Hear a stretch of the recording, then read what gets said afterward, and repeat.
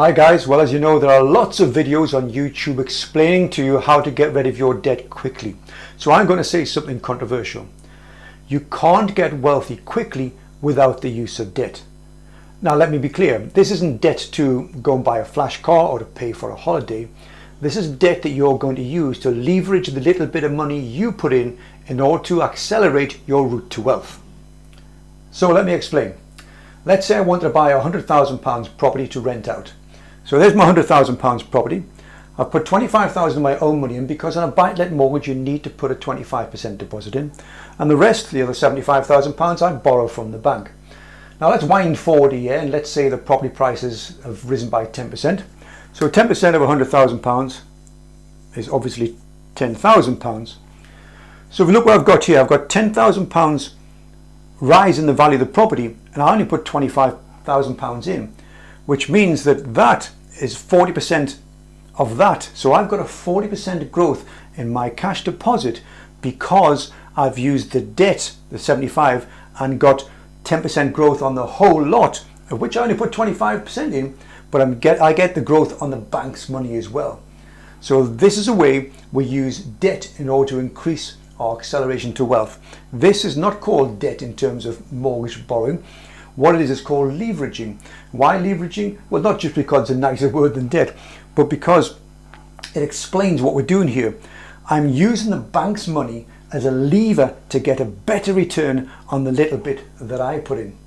And that's why you should always use a mortgage to buy property. Sometimes it's called OPM, other people's money, but that's why we do it, because we can leverage the advantage from the little bit that we put in. Now you can't get the leverage from your Vanguard stocks and shares ISA. You couldn't, for instance, go into Barclays and say, yeah, I'd like to borrow £20,000. Yes, sir. And might ask you what the loan's for. Oh, yeah, sure. What I'm going to do is I'm going to take the £20,000. I'm going to max out my Vanguard stocks and shares ISA, because he'll just say, there's the door. Even if you went in and said, what I'd like to do with the £20,000 is to buy some Barclays stock with it, he'd still say, there's the door. Such as the mistrust they have in their own stock, they wouldn't lend you money to invest in Barclays. So that's why you can't do it in your Vanguard stocks and shares ISA. Very different story if you say, like, I want to borrow the money so I can buy a £100,000 property. Not a problem, sir. Come in, have a seat, tea or coffee. That's the trust that banks have in bricks and mortar as opposed to even their own stock. Now there's another very good reason why you should use debt in order to buy property.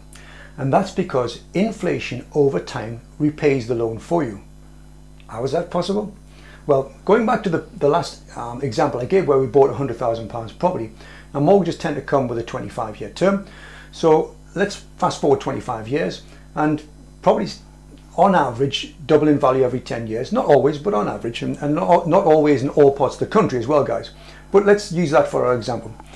So let's say over 25 years, the value of our property has gone from the £100,000 we bought at to £300,000. Now we still have a £75,000 mortgage because a buy-to-let mortgage is interest-free, so you have not paid a penny of the principal down. At the end of 25 years, you still owe them £75,000. But look where the £75,000 is now as a percentage of its new value.